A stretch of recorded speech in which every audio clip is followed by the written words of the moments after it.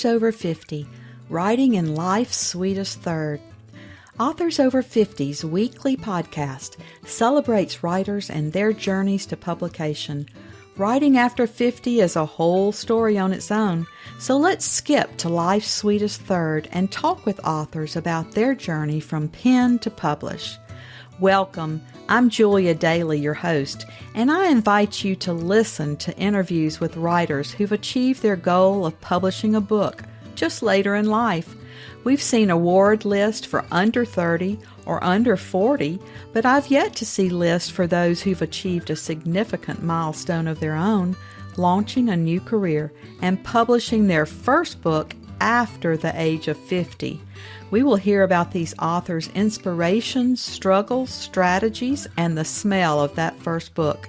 These writers' journeys inspire me because I'm one of them. My guest today is a modern pioneer in the kitchen who has spent the last 20 years teaching friends and fans alike how to make nourishing recipes using traditional methods and seasonal ingredients and stock pantries with homemade staples. She's also a social media phenomenon. She has over 49 million views and nearly 1 million subscribers on her video channel. Pingram Random House published her recipes in the Modern Pioneer Cookbook, and it reached number 7 on Publishers Weekly bestsellers list. A self-described former New York City girl who discovered the simple life. She lives in the Texas Hill Country outside of Austin with her sweet husband, Ted, and their lovable yellow lab, Indy. Their son, Ben, is just a drive away and often visits for holiday celebrations, board games, and cozy family meals by the kitchen fireplace. Welcome to Authors Over 50, Mary Bryant Shrader. Oh, hi, Julia. Thank you very much for having me. It's a joy to have you, Mary. And our opening question on Authors Over 50 is always, what took you so long to write your first book? Oh, that's an excellent question.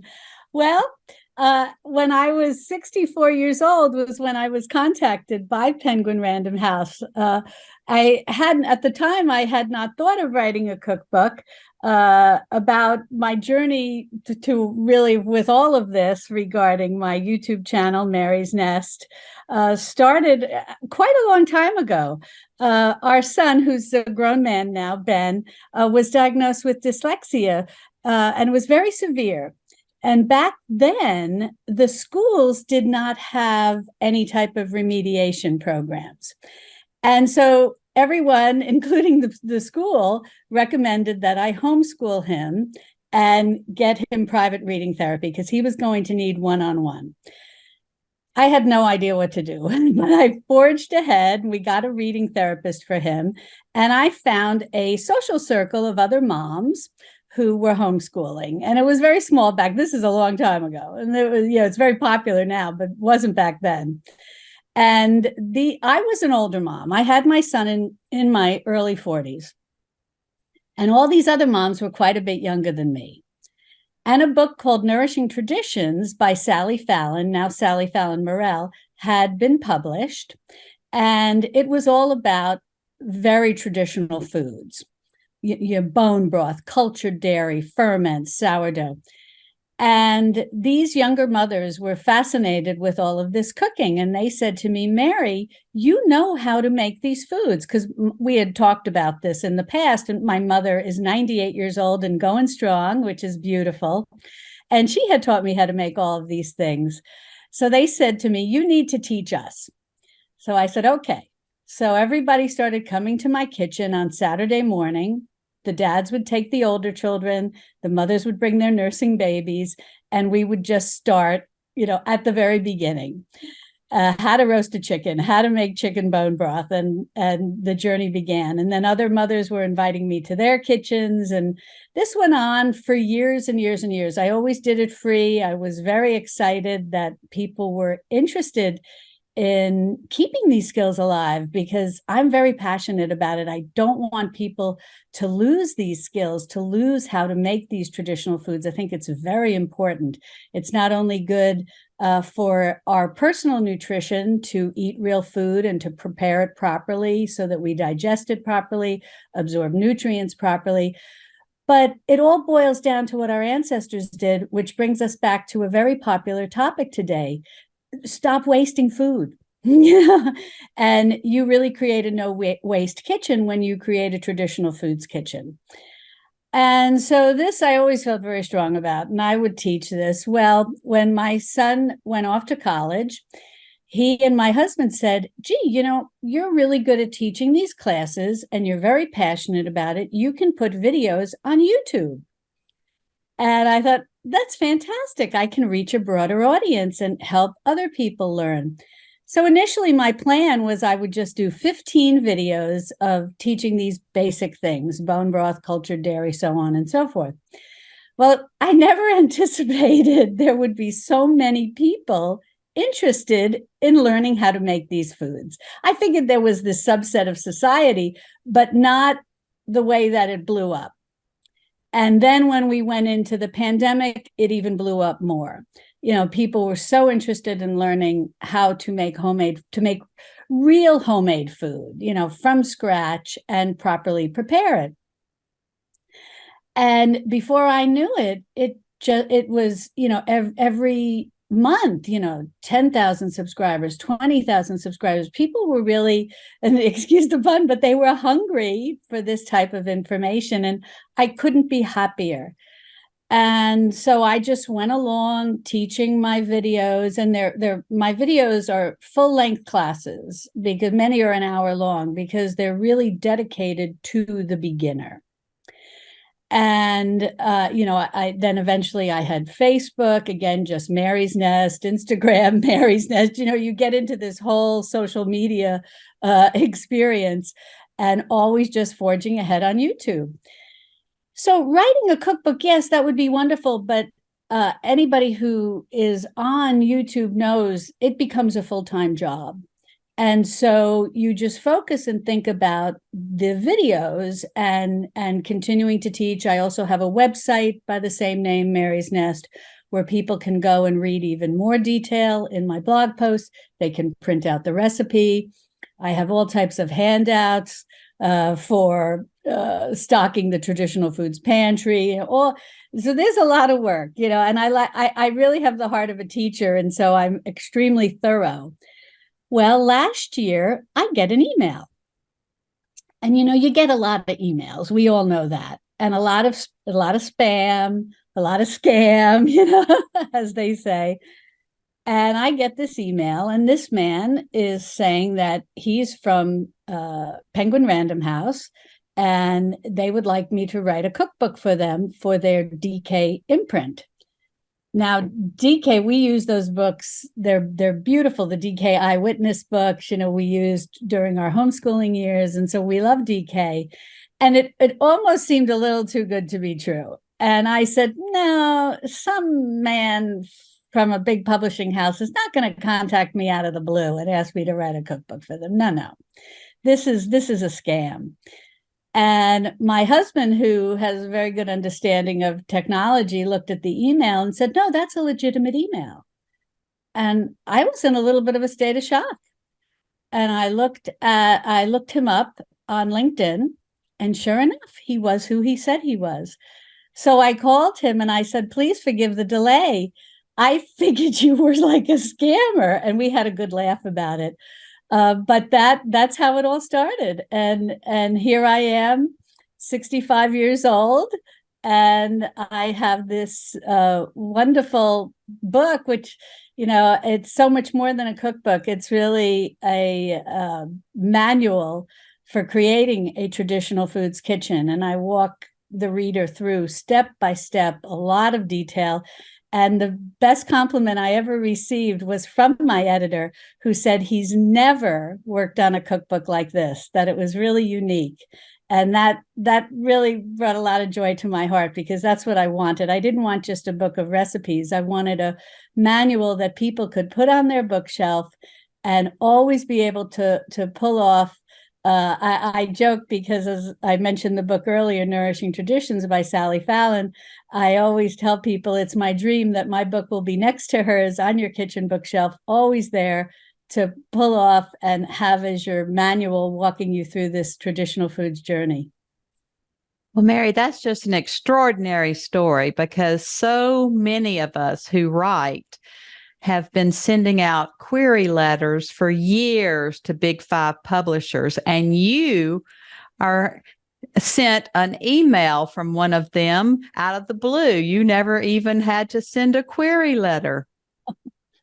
No, it's really quite something, and I will say that I think today, and something that, my editor shared with me, and I think that this is so true given the environment we live in.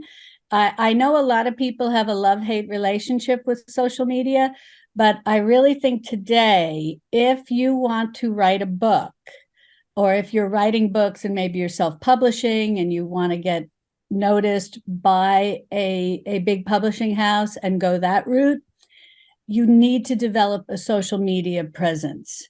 That's how I was found. My editor told me that he would look through YouTube videos for people who he thought would be good candidates to write books for Penguin Random House. And now he specifically specialized in cookbooks, but all of their editors, I would imagine are looking through various social media profiles. And actually, when he was looking through them, he wasn't specifically looking for someone like me. He was looking for how to make homemade sauerkraut. And I have a very popular video on how to do that. And when he was watching the video and making his homemade sauerkraut, he said to himself, I think I'd like to have this gal write a book for us. So I'm not the only one who has had this experience. This is not unique to me. So many people who have a presence on social media were discovered by their publishing house or their editor or whomever via their presence, whether it's on YouTube or Instagram or Facebook, that they will often share stories with you that, yes, I was going about my own business, doing my own thing, and then I was contacted to write a book by one of these major publishing houses because of my social media presence, because it makes life easy for them, because you have a built-in audience. And often if you have a website and you are building your email list, I offer my readers a lot of things that they can download, and they can get my weekly newsletter and all of this. And they can certainly, if people don't want to get an email from you, they can unsubscribe. But a lot of people do like staying in touch with you. And it's surprising to me because I think so many of us were thinking, oh, email is so passé. We have text messages, we have this, we have that. But it's amazing how many people really do want to be able to stay in touch with you, and they do want to receive your weekly or monthly newsletter, whatever the case may be, and any other things that you share with them. And when you go with a publishing house and you can say, okay, yes, this is my presence on social media, and I also have this very large email list, life is easy for them because you can contact all of your readers and say, oh, I'm writing this book. And now it's come out, you can pre-order it, or on the publishing date, now it's available. You can have it within a few days, And so that's a very nice thing. And to your listeners, if they are working on websites, I highly recommend that, as you grow your email list, you have to have a service, and, there's expense associated with that. You don't want just a lot of junk emails in there. And you want people who are serious about receiving information from you. And so creating your verified email list, which is sort of the double check for people who have an email list. They sign up for it, but then they're going to get an email from you, and then they have to say, yes, this is me, and I do want to have your email. It's very nice to be able to tell your publisher or future publisher that your email list is a verified email list, so they know you have a serious email list. Well, you definitely have a serious email and following. I've never seen anything like it, and except for celebrities, from Hollywood. So I know they were happy to snap you up. And when you mentioned homemade sauerkraut, you threw me right back into my dad's kitchen. He made sauerkraut and he made Reuben sandwiches for us as children. So, and now I live in a German community. So you threw me right into lots of memories there.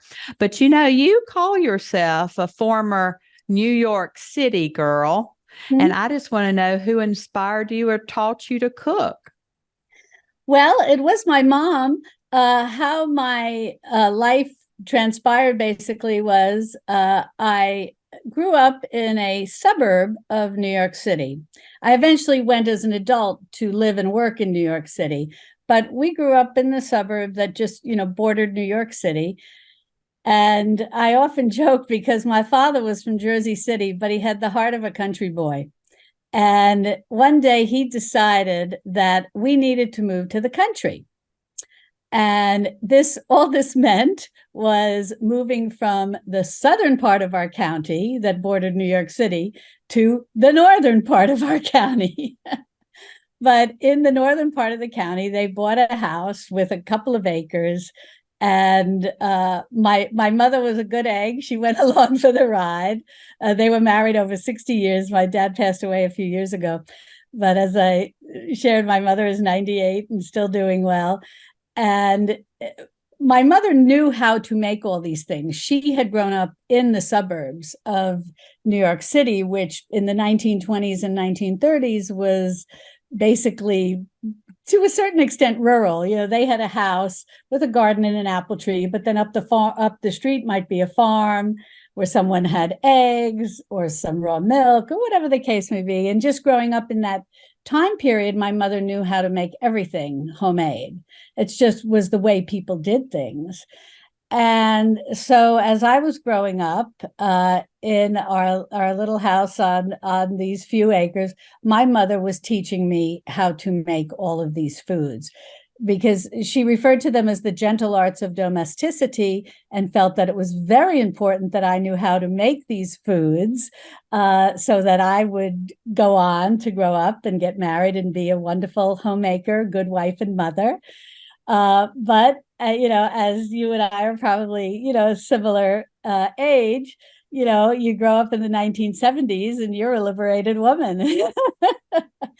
And you're not rushing right away to think about getting married and whatnot. I think much to my mother's chagrin. But I went on to, go to college and start working and whatnot. And I lived and worked in New York City, but I knew how to make all these foods. And in my little tiny railroad kitchen, I would be making all of these foods homemade. And one of the funniest experiences that I had was when I called my neighbor and said, "Oh, come on over for dinner." And when she walked in, she saw me taking a roast chicken out of the oven. And she said, "Oh my gosh, Mary, you live like an adult." I said, "We are adults." But then I moved around a little. I worked, I eventually, I could only take New York City for so long. This is back in the day, with all the high crime, and I was robbed. And one time I had a bad experience on the subway. I lived through garbage strikes, and I just reached a point where I said, I've had it.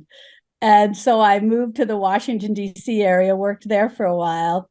And then my parents said, we're moving to Texas. And my father worked with J.C. Penney, and they, as many may know, moved their corporate headquarters to Plano, Texas. My parents couldn't wait to have that adventure. And so they moved to Texas, and I visited them, and I just was lovely. I couldn't believe how nice Texas was. And so eventually, I'm an only child. And they said, as they were getting older, they said, would you ever consider moving to Texas? And so I thought about it. It was certainly lovely, but, I owned my own home and I had my career. And so it wasn't a real rush for me. But then on Christmas Eve, I had to work very late, and I was driving home from work. and I was like planned to like catch a red eye, or it might have been the day before Christmas Eve, I think. And I had to catch a red eye the next day to be home to have Christmas with my parents in Texas. And a teenager ran a stop sign. It was a rainy night and ran into me, totaled my car. I walked out of that without a scratch. It was a miracle.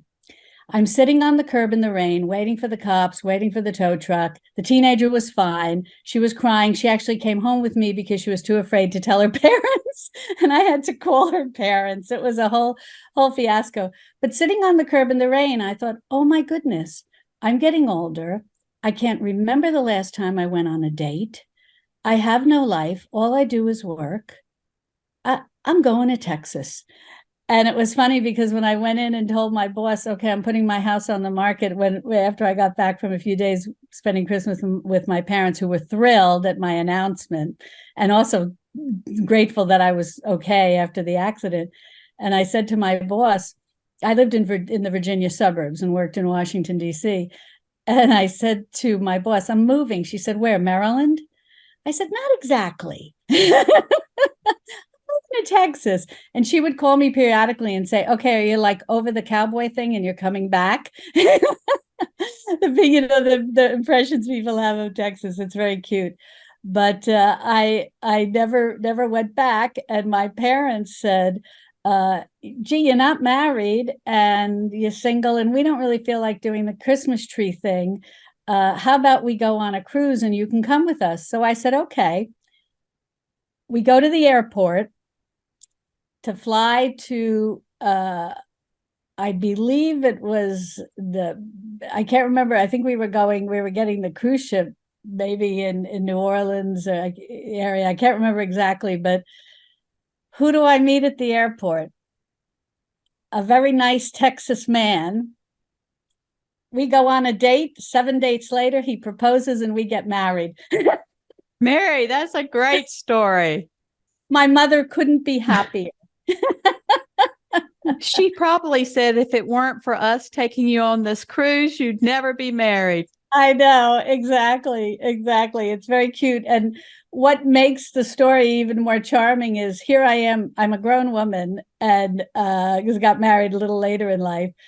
And I'm with my parents, and my husband is with his mom, who he's taking to, she's also, an older lady, and he's taking her to a wedding of her sister, who's in her 70s, first marriage. So it's very, very cute. And we all sat together on the plane. This is back when Southwest Airlines, you could face the seats, to one another. And so here I am in Texas and making traditional foods, and still learning every day something new from my mom. That's so wonderful. And you write about being a modern pioneer in the kitchen. I'd like to know, what definition is a modern pioneer in the kitchen? Oh, that's a great question.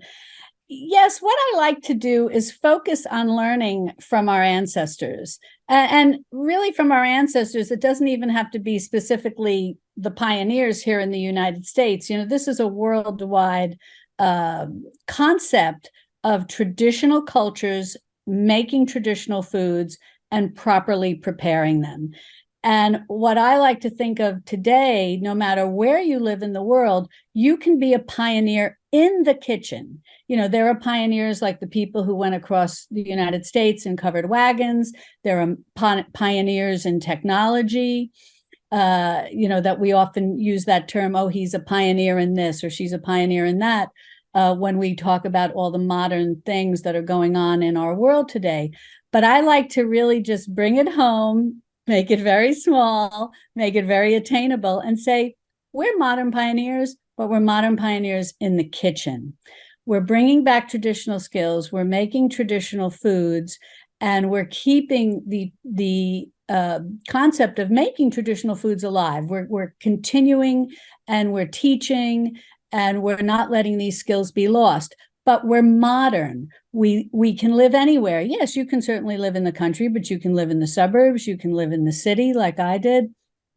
You can, and I basically live in the suburbs now, and you can do all these things in a modern kitchen. You have hot and cold running water. You have an electric oven or a gas oven. You have electric appliances. We have indoor plumbing. I mean, we have all of these things at our disposal, which if our ancestors, regardless of where we're from or what traditional cultures, the foods of traditional cultures we're making, we can make these things much easier than our ancestors did, who were basically starting at the crack of dawn and butchering the chicken, before it even hit the oven. I always like to tell people that, yes, we're pioneers in the kitchen, but we're modern pioneers. We have all of the conveniences available to us that our ancestors didn't, so we can do this in a much easier way, yet at the same time keeping the making of these traditional foods alive. I love that. And I love how you discuss transitioning from a processed foods kitchen to a traditional foods kitchen.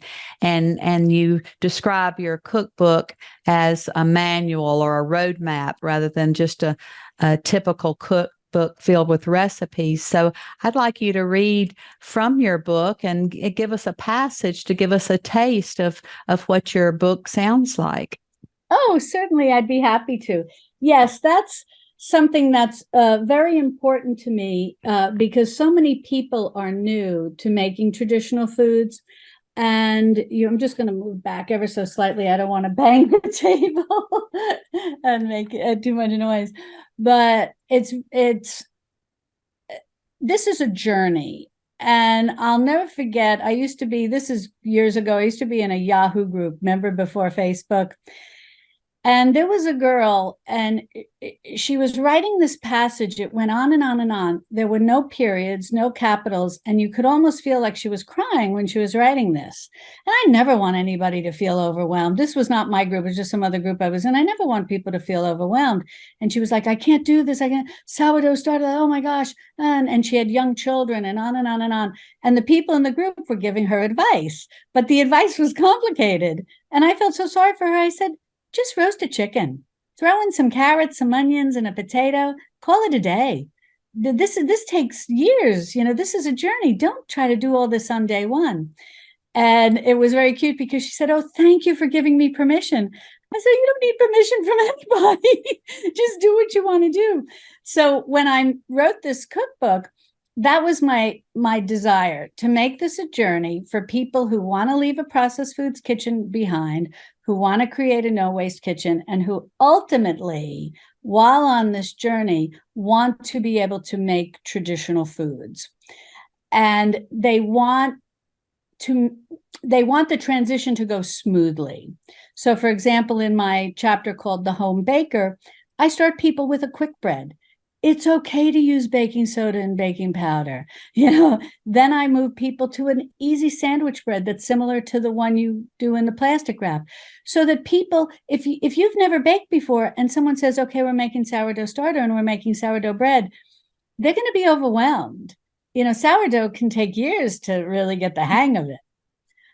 And so every chapter is like that. Every chapter starts very simple, then medium, and a little more challenging. And so I hope that that's what I've been able to capture in the book.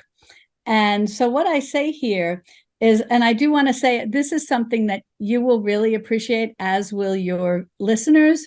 The print is nice and large. Thank you, Mary. Thank you.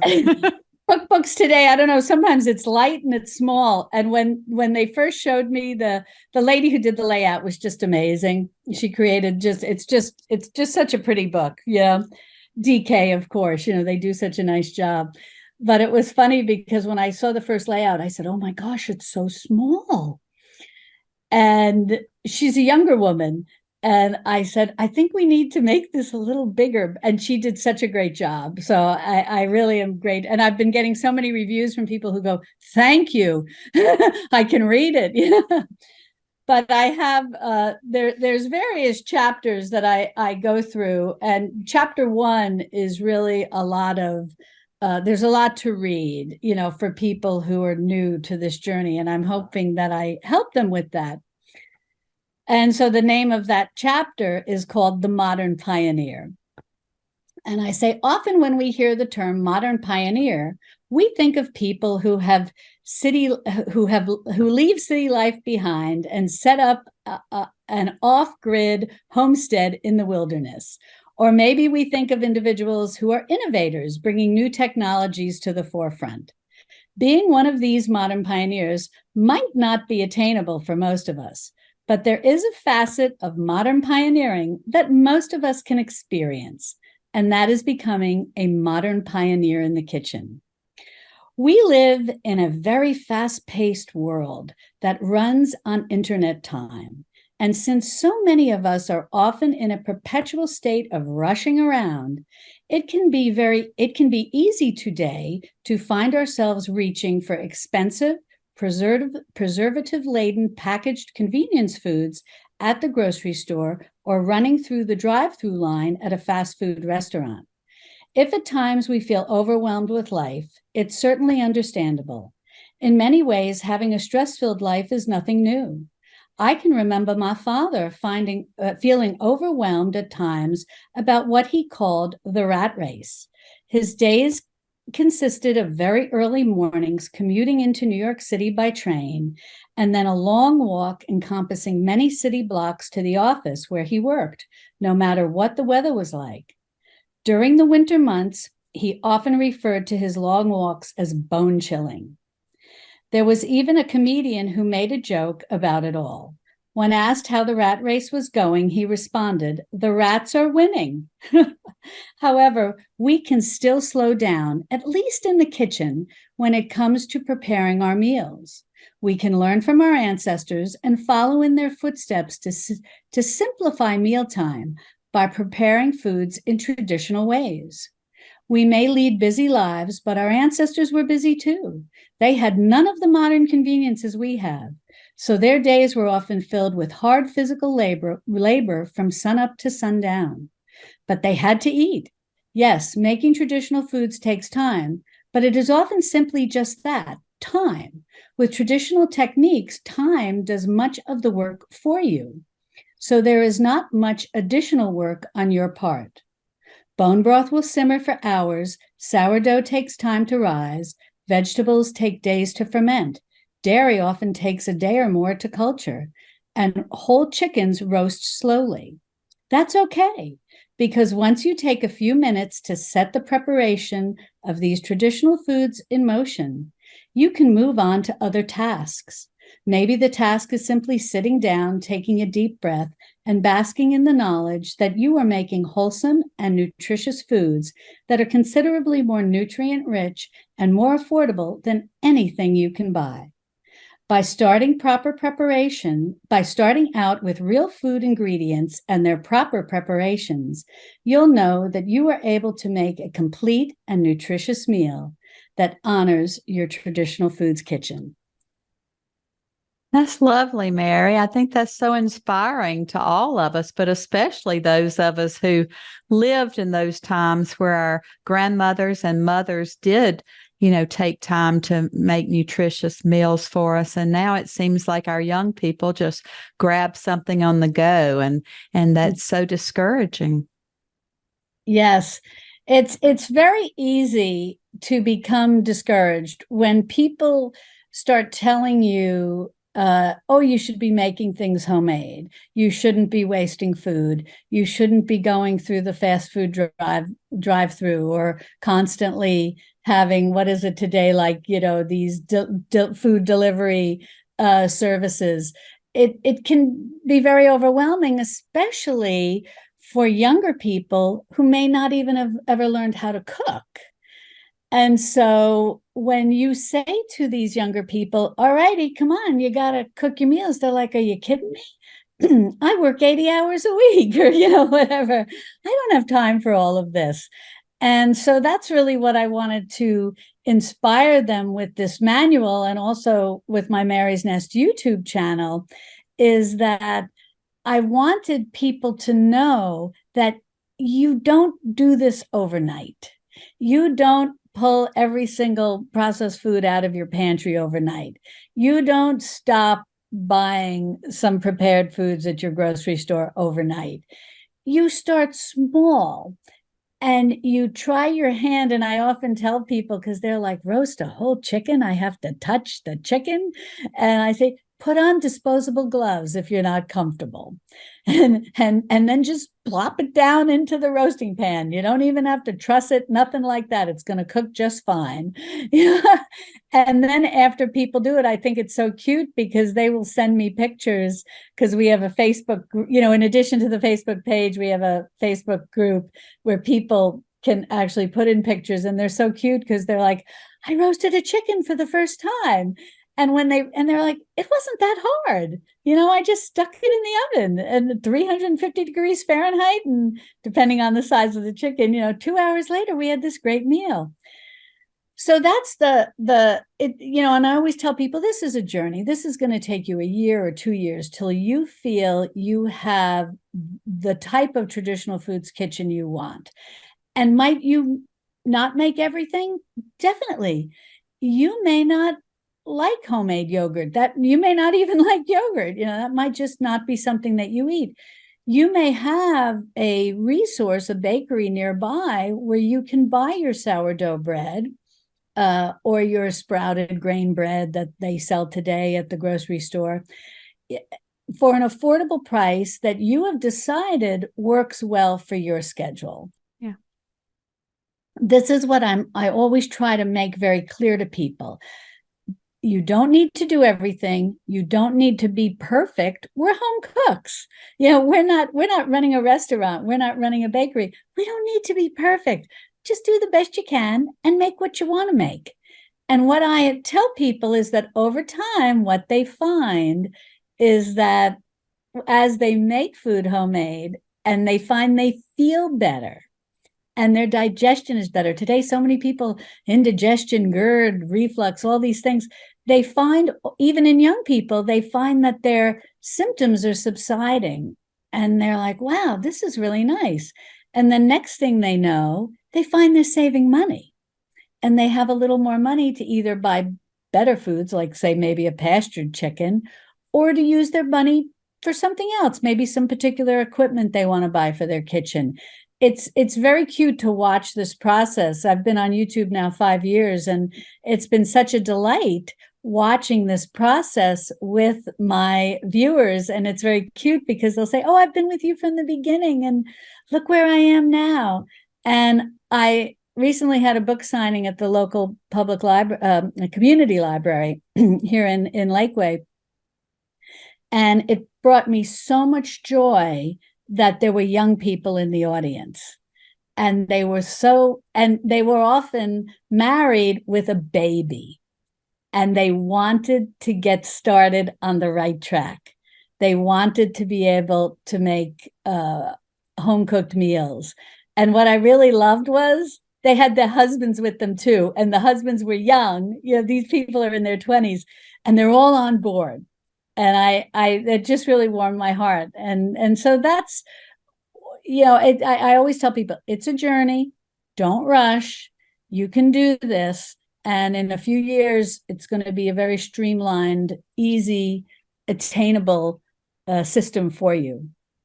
I think that's so true. When we have our own children, we want them to eat properly, and we want to have those memories of our own childhood and our mother cooking in the kitchen. So I think that does motivate a lot of young people. And I'm glad that you mentioned having a hybrid system where you can buy a few things if you want to at the farmer's market or at the grocery store, and you can use a hybrid to begin and ease into it. And I think that works well. I do a lot of prep work on the weekend. I always did that as a single parent. So if somebody says they don't have time, you can prep a lot of meals on the weekend and have those ready throughout the week. That is so true. And that's something I always tell people, that as you go on this journey, like, for example, you mentioned the farmer's market, you will get to know the farmers in your area. You'll get to know like the ones that are growing fruits and vegetables. You'll get to know your dairy farmer if you want to source raw milk. You'll get to know a rancher who's going to have beef bones for you or bone-in cuts of meat. And you also start to learn that you do a little prep, and then when it comes to traditional foods, the time is doing it for you. You know, you cut your vegetables or you get them into jars, you put your brine in with your salted water, and then they're on the counter, they're doing their thing for the next 7 days. And then you have beautifully fermented vegetables, whether it's sauerkraut or pickles, whatever you want to make. And so I think that that's very true, working into whatever your work schedule is, whether you work in the home or you have young children that you're caring for, or you work outside the home. There are always those times that you would perceive as like downtime. And yes, you could watch television, or maybe you could just do a little prep, or you could even do both. You know, if you like watching a video or something, you can have that playing in the background on your laptop or your iPad, whatever the case may be, while you're doing a little chopping, a little prep. And I really like an expression that Jamie Oliver, the chef and cookbook author, uses. And he talks about making a mothership meal once per week. And I love that because I grew up with that. My mother didn't have that term, but I grew up with the Sunday mothership meal. And it was always a roast chicken. You know, chickens were very expensive. You know, chickens have become more reasonable than they once were. When I was a kid, chickens were very expensive. And so that big roasting chicken was roasted on Sunday. And then that chicken served in the making of many meals throughout the week. If you have a very large family, you can roast 2 chickens together. And I'll even often do that. Sometimes it's just my husband and I now with our son, you know, being grown. I'll sometimes roast 2 chickens on a Sunday, only because I know we're going to have a really busy week and I want to have a lot of chicken to make various meals with. And so I love that concept. When you do get that little bit of time, make something, whether it's a roast chicken or maybe a pot roast, whatever you like. That pot roast is so easy today with slow cookers. You throw it in the slow cooker. That was our Sunday meal every Sunday, because my mother could put it in the oven with carrots and potatoes. And when we got back from church, we had our full meal, and then we could have sandwiches the rest of the week. Exactly. And I think that I love that concept. And so that's why I often tell people, just make your mothership meal whatever day works for you when you're home. Take a little time to prep, get it cooked, and then during the week or the weekend, whenever you're very busy, how comforting it is to know that you can open your refrigerator and, like you said, with your mom's pot roast, you had sandwiches that could be ready in minutes. Well, Mary, this has been a great visit today. I feel like I'm in your kitchen, and I can't wait to buy your cookbooks for all of my children, for my grown children, for them to be encouraged to cook better meals for my grandchildren. And I just want to know if you have any other books in you, or what's next for Mary. Oh, that's very, very nice of you to ask.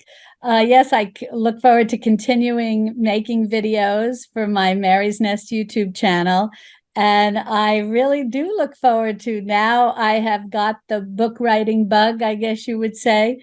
And I look forward to, in addition to my the Modern Pioneer cookbook, I look forward to writing future cookbooks along this same path, expanding on what I started with the first book, the Modern Pioneer cookbook.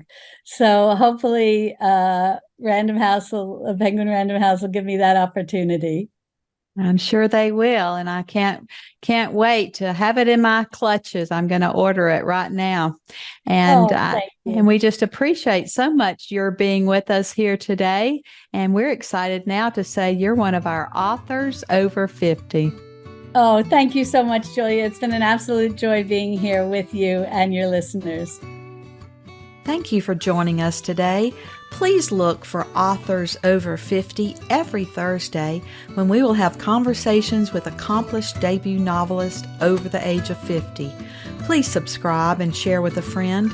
And check out my own publication journey after 50 at www.juliadaily, that's D-A-I-L-Y, like dailynewspaper.com. Until next time, keep reading and writing. And remember, it's never too late to fulfill a dream in life's sweetest third.